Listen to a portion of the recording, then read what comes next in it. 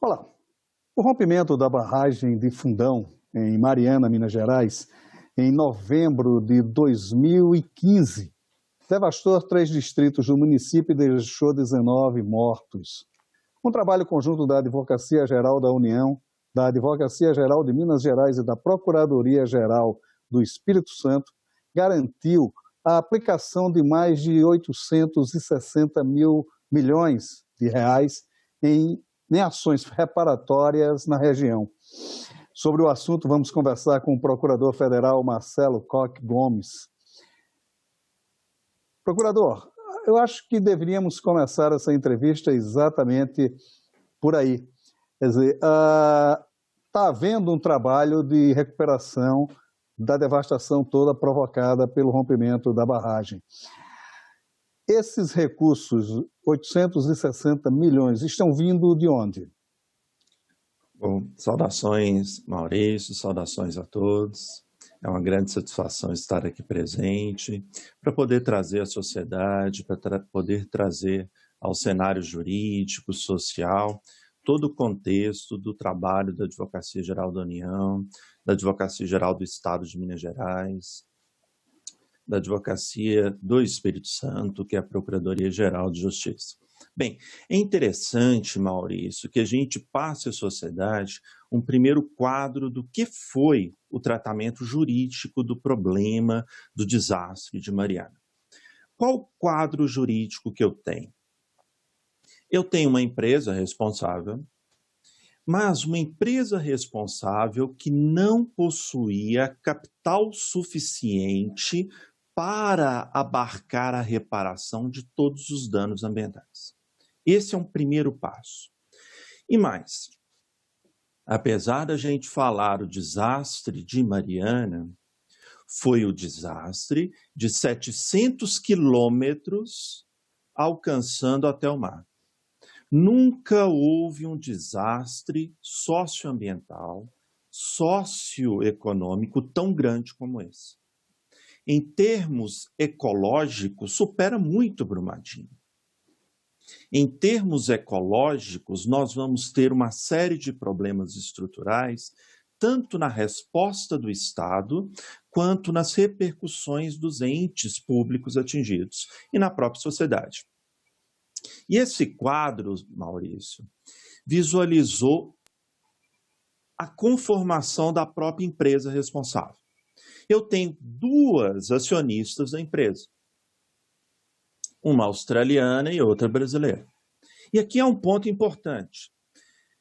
O que fazer se a empresa em si não tem capital?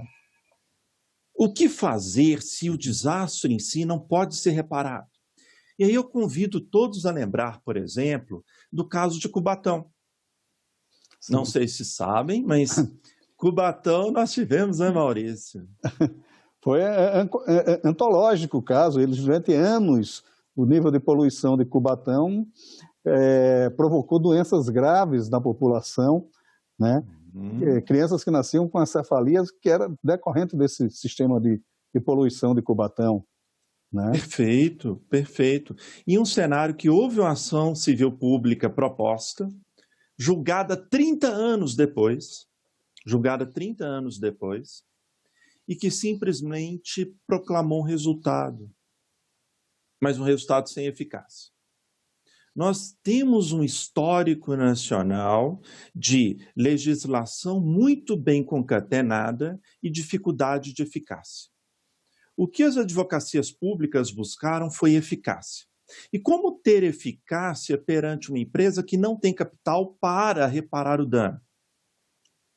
Tendo em conta esse cenário, foi formulado um termo de acordo lá em 2016, chamado TETAC, que é o Termo de Transação e Ajustamento de Conduta, do qual participaram advocacias públicas, federal, estadual, Minas, estadual, Espírito Santo. E qual foi a maior conquista dessa formulação?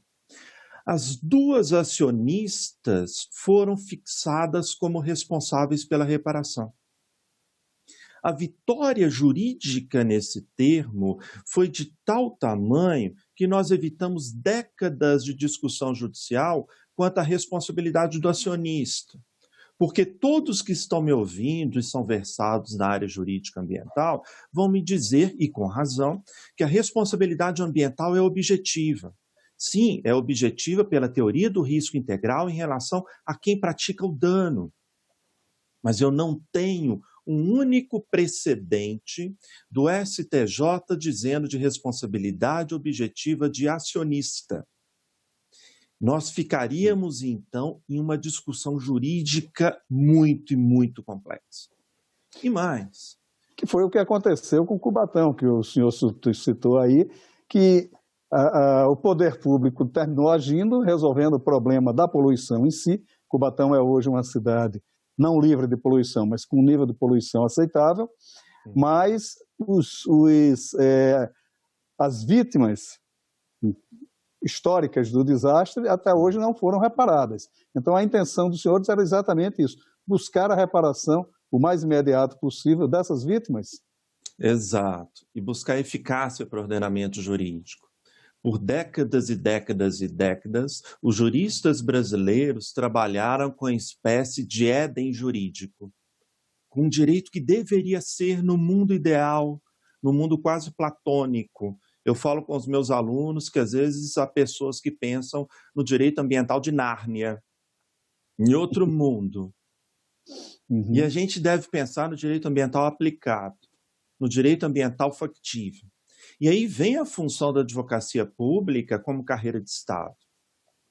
Aí vem a função da advocacia pública voltada para a eficácia ambiental, ao mesmo tempo guarnecendo o cumprimento das normas jurídicas e protegendo a legitimidade dos gestores para a decisão de aplicação de recursos públicos.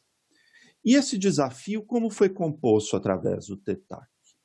Através do TETAC foi formulada, Maurício, uma instância interfederativa, composta por União, composta por Estado de Minas, composta por municípios, pelo Estado do Espírito Santo e também composta pelos atingidos. A partir de uma importante participação da Defensoria Pública, de uma importante participação do Ministério Público, foi feito TACGov, que se uniu ao TETAC para dizer: atingido, nós queremos te ouvir. População que foi vitimada, nós queremos te ouvir. Mas um ouvir integrado entre o ambiental e o econômico, porque a tríade economia, ecologia e sociedade deve caminhar junta na recuperação ambiental. E como caminhar nessa tríade? Como estruturar essa tríade? Nós buscamos, através do processo na 12ª Vara de Minas, de forma exemplarmente conduzida pelo magistrado federal, a estruturação de um processo que mantivesse um acoplamento, uma união entre as discussões judiciais e a discussão administrativa. Já se passou... Sim. O trabalho de vocês, então, era, de certa forma, encontrar uma solução, fazer um equacionamento em que a empresa pagasse pelos danos, né? Mas que também não chegasse à falência, porque aí criaria outro problema social. Seria mais ou menos isso, né? Porque o montante é verdadeiramente impagável, né? Uhum. Então, quer dizer, era se buscar essa equalização, quer dizer, o trabalho foi mais ou menos fazer justiça às vítimas, mas que a empresa tivesse sustentabilidade econômica para a manutenção dessas indenizações. Seria mais ou menos esse o trabalho de vocês? Perfeito. E a estrutura traçada pela advocacia pública foi: as empresas, as duas acionistas, devem constituir uma fundação e depositar recursos nessa fundação. Certo. A partir do momento que a fundação denominada como Fundação Renova, tem um alavancamento de recursos por parte dessas duas empresas, eu elimino a discussão de responsabilidade das duas. Eu digo: vocês duas devem injetar dinheiro na fundação e a fundação cumpre com a responsabilidade da reparação. O ponto interessante é: existem problemas com a Fundação Renova? Existem. mas a Fundação Renova e todo o arquétipo, toda a estrutura que foi feita, garantiu que na primeira vez na história do Brasil, nós tivéssemos uma construção para resposta a um mega desastre. Nunca houve isso, nunca. E essa construção garantiu que ambas as grandes mega mineradoras depositassem os valores junto à Fundação Renova, como de fato foi feito. E a Fundação Renova, Maurício, sim. Não, a Fundação Renova, ela foi criada para... Mas como é que é feito o gerenciamento dessa fundação, desses recursos? Quer dizer, ela recebe recursos de outras mineradoras, né? E não só da Vale do Rio Doce, mas também de outras mineradoras. Esse montante todo, como é gerido, como é feita a gestão desses recursos, quem é que dirige a Renova? Perfeito. A Renova é uma fundação constituída pela BHP, australiana, BHP, e pela Vale. As duas que são as acionistas da Samarco. Então, a partir dos recursos das duas, os valores vão para a Renova e a Renova executa projetos validados, efetivados por esse Comitê Interfederativo, que é o CIF, que é presidido pelo IBAMA. Em outras palavras, eu tenho uma integração da sociedade dentro do CIF, em uma estruturação do poder público que traça deliberações. E por meio das deliberações, o CIF diz: Renova, cumpra e execute atividade X. Renova, cumpra e execute atividade Y. E dentro desse quadro geral, nós podemos pensar, e por vezes pensamos, de uma forma bem estreita do ponto de vista ambiental, imaginando que o impacto ambiental tem que ser feito só de forma reparatória. Mas não, Maurício, tem um impacto compensatório também, que a sociedade pouco aborda. Por exemplo, você chegou a refletir a respeito do que seria esse impacto compensatório, Maurício? Sim, como é que é feito esse impacto compensatório? Porque não é só reconstruir Bento Ribeiro, por exemplo, né? Teria que retomar as atividades de Bento Ribeiro, as atividades dos moradores de Bento Ribeiro que perderam tudo, né? No desastre, né? Quer dizer, como é que é feito essa gestão? E não só do distrito em si, de todos os 700 quilômetros. Então, nós tivemos uma série de cidades afetadas e essas cidades foram para dentro de câmaras técnicas, nas quais servidores públicos, de uma forma integrada e com participação da sociedade, começaram a apurar as lesões que ocorreram nos municípios mineiros e capixabas. E, além das lesões, começaram a verificar formas de fomentar as economias locais,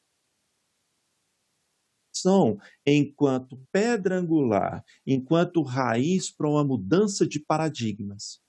Dentro desse norte, as câmaras técnicas, apoiadas estruturalmente pela Advocacia Geral da União, apoiadas estruturalmente pelas advocacias do Estado, puderam efetivar o seu papel junto aos municípios e fixaram valores de 3 a 7 milhões para serem destinados para a educação dos municípios atingidos. E por quê? Porque fomentando a capacidade, a qualificação da minha criança, do meu adolescente de hoje, eu tenho um resplandecer econômico no futuro.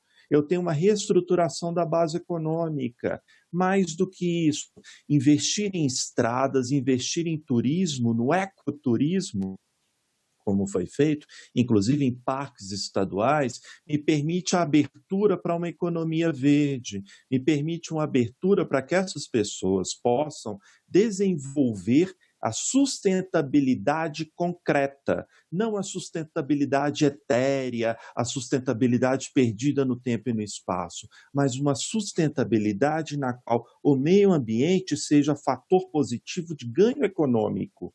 Para isso eu preciso de ter acessibilidade, para isso eu preciso de ter estradas. Portanto, a função reparatória fixada dentre esses quase 1 bilhão de reais engloba também a reestruturação de malhas viárias.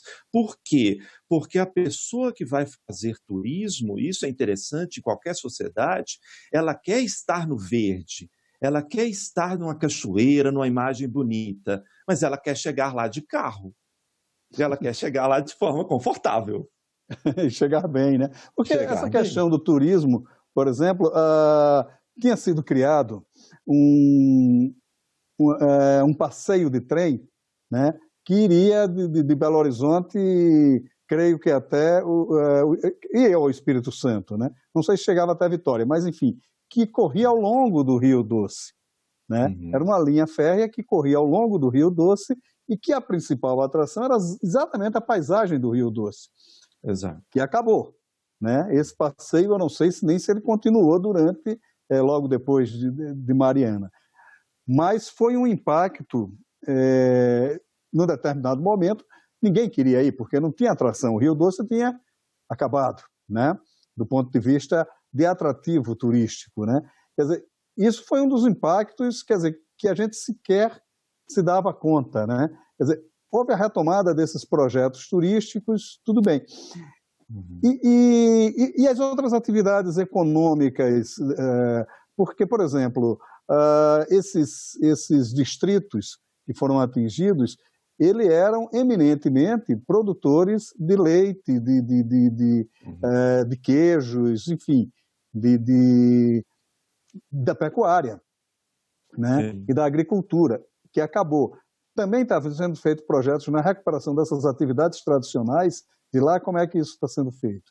Ótima pergunta, ótimo questionamento. Nós temos 42 programas sob acompanhamento do CIF, do Comitê Interfederativo, com atuação integral da Advocacia Pública, integral da Advocacia Geral da União. O que isso faz por atuar? Faz que esse R$1 bilhão que já foi conseguido, já foi fixado como destinação para saúde com construção de hospital, para as estradas, para a estrutura rodoferroviária e para a implementação de parques de desenvolvimento, parques industriais de desenvolvimento, ao lado da educação, seja acompanhado por outros programas, esse valor seja acompanhado por outros programas, para a reestruturação do impacto socioeconômico local. E esse impacto socioeconômico local tem outras matrizes e outras perspectivas. Por exemplo, quando se fala de impacto à economia local, se eu tenho um impacto econômico, Maurício, eu vou ter também um impacto sobre a gestão do município. Se eu tenho um impacto sobre a gestão do município, eu tenho uma redução da resiliência do município. Para que a gente possa entender isso em casa, o que é resiliência? Vamos imaginar uma árvore de coqueiro ou de bambu. Vem um vento muito forte, ele vai e volta, ele vai e volta. Então, a resiliência do estrutural municipal, do poder público como um todo, precisa ter uma efetividade para vir o desastre e ele voltar. O que aconteceu dentro do processo? Nós entramos com uma série de medidas, a Advocacia do Estado de Minas, a Advocacia do Espírito Santo e a Advocacia Geral da União, para garantir o restabelecimento dos fatores de resiliência dos municípios para responder ao Covid. Então, olhem que interessante, foram estabelecidas medidas de resposta ao Covid dentro do desastre de Mariana. E alguém poderia me dizer, não, mas peraí, o que tem a ver o Covid com o desastre de Mariana? Tem muito a ver. E por quê? Porque na medida que aquele município, o estado foi alvejado com queda de receita, com queda de estrutura, ele teve uma resiliência menor para responder ao desastre biológico do Covid. Em outras palavras, olhem que interessante, isso também é de pouco conhecimento, foram destinados recursos amplos dentro do processo de Mariana para aquisição de respiradores, para aquisição de estrutura para a resposta ao Covid. E qual que é a lógica que foi muito concatenada? A partir do momento que o meu município foi fraquejado, a partir do momento que o meu estado foi fraquejado, ele ficou prejudicado lá na frente para poder responder à pandemia. Portanto, as empresas devem responder e devem compensar pelo nível de decréscimo na resiliência que elas provocaram. Quer dizer, o programa em si, ele tem uma amplidão maior, então. Quer dizer, ele não é só reconstruir as cidades, os distritos perdidos, retomar as atividades econômicas que esses distritos tinham, fazer a reparação ambiental dos danos, mas, sobretudo, criar novas formas de vivência dessa população, né? Para que elas tenham, essas populações tenham uma certa,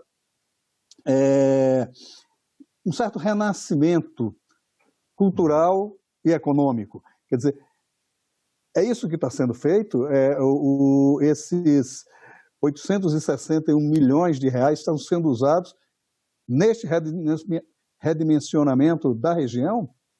Sim, exatamente. Um ponto determinante no disaster law, né, que é o direito dos desastres, que é muito pouco tematizado no Brasil, muito pouco, é que o desastre faz parte de um ciclo. O desastre não tem que ser apagado. O desastre tem que ser lembrado o tempo inteiro. E lembrar o desastre é reabilitar sociedade, poder público e refletir sobre bases privadas para que a gente possa traçar um novo futuro. Quando se pensa em uma reparação ambiental de um desastre, nós não devemos pensar tal como na reparação de um carro que foi batido, que você vai lá e leva na lanternagem para ficar igual. O que deve se buscar é a construção de um novo paradigma de sustentabilidade e de resiliência em face dos riscos de uma sociedade de massas. Nós vivemos em uma sociedade de risco. Nós vivemos em uma sociedade que as pessoas tendem a naturalizar o risco. E tender a naturalizar o risco é um perigo muito grande. Eu costumo brincar da seguinte forma: o indivíduo que passa pela primeira vez numa estrada perigosa costuma dirigir com mais cautela do que quem passa todo dia, porque quem passa todo dia naturaliza o risco. E nós, sociedade brasileira, por vezes naturalizamos o risco. O primeiro caminho para vencer um desastre, enquanto ciclo que se reproduz, é cortar a base que gera a espiral da negligência em face das ameaças. Marcelo, bom, a gente tem uma tradição de ver os efeitos da mineração em Minas desde a luta de Tiradentes contra a derrama, né? Os gritos intensos de Carlos Drummond de Andrade em protesto contra o fim do Pico do Cauê, lá da que hoje é um buraco, lá em Itabira, né? Quer dizer, mas são danos que não tem mais como reconstruir o Pico do Cauê, por exemplo. Lamentamos, Drummond, né? Então, quer dizer, tirar as lições dessas questões todas que aconteceram numa outra visão, numa outra dimensão. E a partir de agora, né, o que é que se espera? O dano ambiental já foi, pelo menos minimamente, corrigido, e a partir de agora, o que é feito? Perfeito. O primeiro passo que é importante em situações de desastre, no desastre nós devemos atuar, eu sei que é complexo dizer isso, mas nós devemos atuar de forma racional e concatenada, pensando com o cérebro e não com o fígado. Isso é importante sistematizar, porque se pensarmos com o fígado, vamos demonizar a mineração. Mineração não tem que ser demonizada, pelo contrário, a mineração é uma forma legítima de ganho, é um segmento importantíssimo na economia de todos os países. E eu ainda destaco o seguinte: outro dia estava numa aula eu dizendo, se não houver mineração de lítio, por exemplo, nós não temos carro elétrico para poder combater os danos climáticos vindos do aquecimento global. Ou seja, a questão não é ser contra a mineração. A questão é como ter uma mineração sustentável, com segurança para a sociedade como um todo. Esse é o desafio que a sociedade enfrenta e que os órgãos públicos enfrentam. Dentro desse parâmetro, as medidas tomadas hoje As medidas tomadas hoje correspondem a uma efetiva recuperação dentro da área atingida. Há muito por ser feito, há muitíssimo por ser feito, porque estamos no maior desastre socioambiental e socioeconômico da história. Só que temos uma atividade constante. Para a sociedade poder ter essa dimensão como um todo, isso fica publicado dentro do site do IBAMA. Quem coloque lá Comitê Interfederativo IBAMA, nas próprias redes de pesquisa, vai encontrar todas as atividades que estão sendo feitas, dentro de mapeamentos, dentro de diagnósticos, com uma atividade efetivamente voltada para controle. Nós temos desde medidas consagradoras de posições fixadas de cumprimento pela Fundação Constituída, até determinações feitas pelo CIF, conduzidas pela Advocacia Pública, para aplicar multas junto à Fundação Renove e junto às empresas, porque elas não cumpriram determinações. Em outras palavras, o que se quer é a reparação integral dentro de balizas normativamente traçadas. E para isso nós precisamos de uma atuação do Estado firme e contundente, mas com previsibilidade, mas com segurança jurídica e transparência para com a sociedade. Maravilha, Marcelo. Sucesso para o trabalho de vocês, tem sido um trabalho verdadeiramente meritório e sucesso. Obrigado pela oportunidade, agradeço a todos e a todas, e a Advocacia Geral da União salienta para todos e para todas que tenham interesse em saber as medidas que estão sendo feitas, que elas estão divulgadas dentro das redes de internet, dentro dos padrões e dos painéis institucionais como um todo. Tá? A transparência que se faz é uma transparência em favor da sustentabilidade e da congregação dos valores e das normas constitucionais. Muito obrigado. Se você quiser rever esta ou outras entrevistas, é só acessar nossa página na internet senado.leg.br/TV ou o canal da TV Senado no YouTube. Muito obrigado pela sua atenção e até o próximo Cidadania.